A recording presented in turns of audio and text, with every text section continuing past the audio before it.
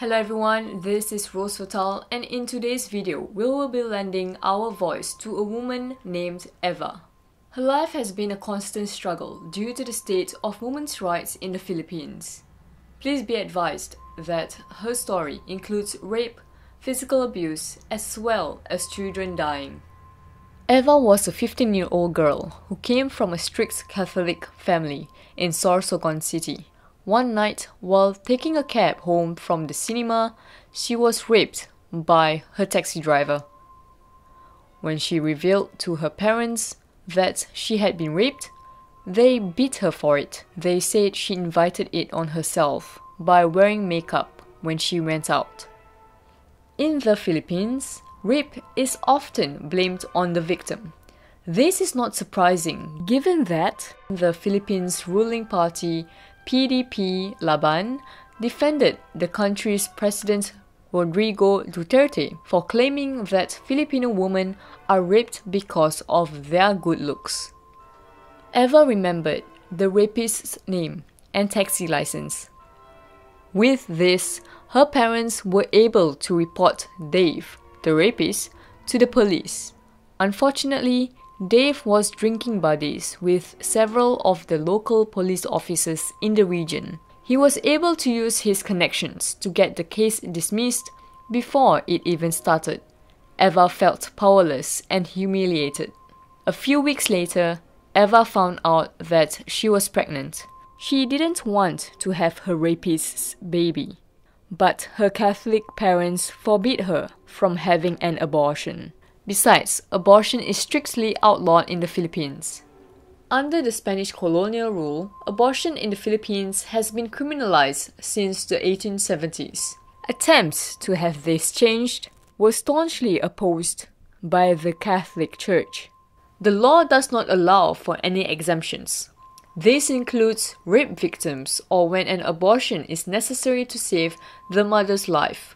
Those who go through the abortion procedure anyway face the risk of being ostracized from society, excommunicated by the church, and even being sent to prison.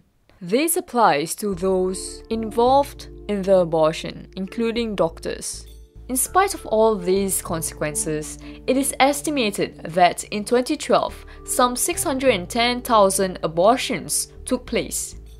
Those with the money and means go overseas to countries where abortions can be done safely and legally. This is not an option for the majority of Filipino women, as they simply lack the resources.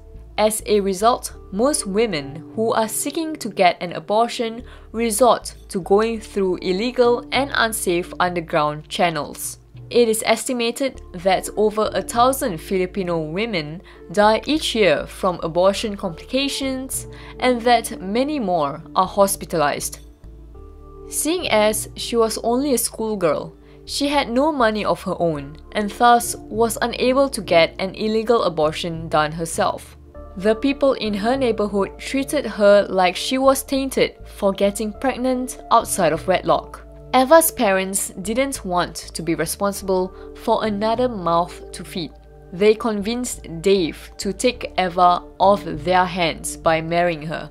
She would have to quit school, move in with Dave, and work as a janitor.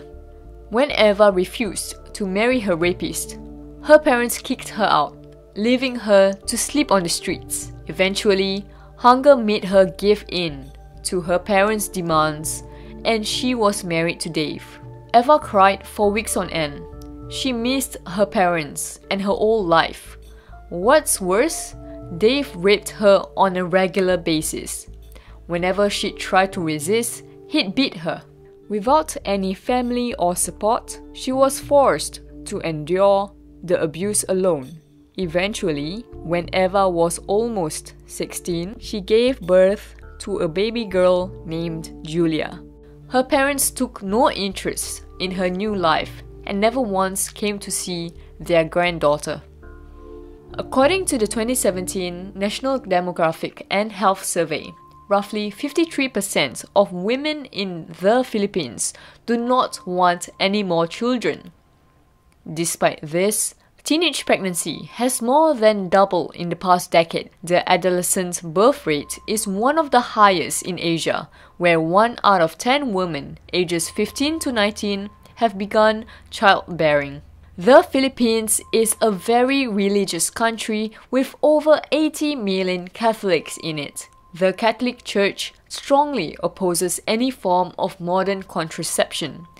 Under its doctrines, only periodic abstinence is acceptable. To understand how religious most Filipinos are, in 2015, when Pope Francis came to visit, millions swarmed the streets hoping to catch a glimpse of him.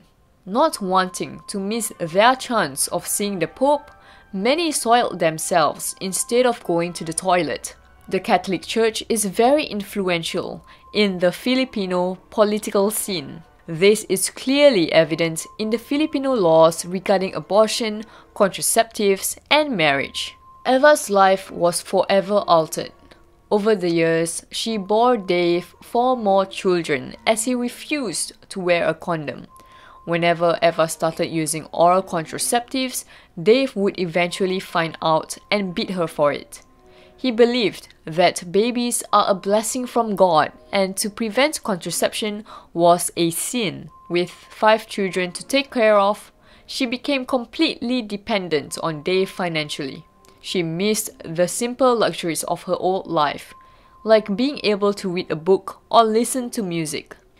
In 2015, the Catholic Church and conservative lawmakers demanded proof that modern contraceptives don't induce abortions. The Filipino Supreme Court responded by issuing a temporary restraining order, TRO, on hormonal contraceptives. As a result, an estimated 500,000 unintended pregnancies occurred across the Philippines. The TRO basically does not allow the issuance and renewal of product certifications, stopping the supply of hormonal contraceptives. During this time, many desperate women traveled for hours via bus to get their contraceptives due to shortages in their own villages.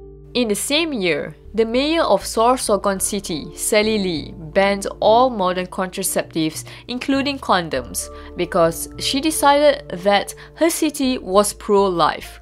Her local government also spread fear-mongering campaigns that claimed contraceptives cause disease and cancer. This led many Filipino women to promptly remove their implants and stop using any form of birth control. When Eva's daughter, Julia, was 13 years old, she was raped by her father, Dave. Eva only found out when Julia's pregnancy began to show. Eva didn't want her daughter to be robbed of the childhood she deserved.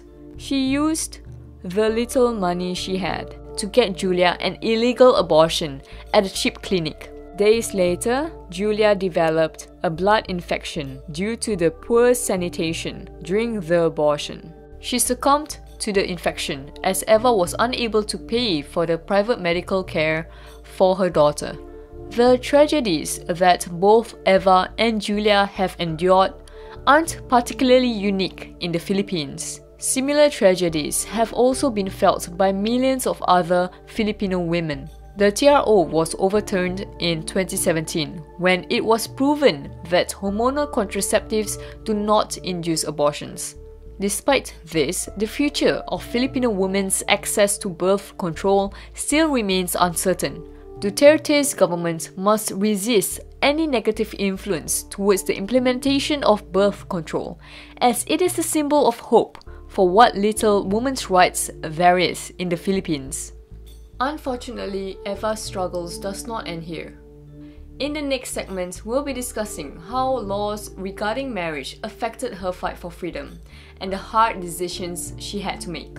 If this story affected you, please give it a like, and if you're new to my channel, please subscribe and ding the bell for notifications for my future content. It's been Fatally Honest. Ciao.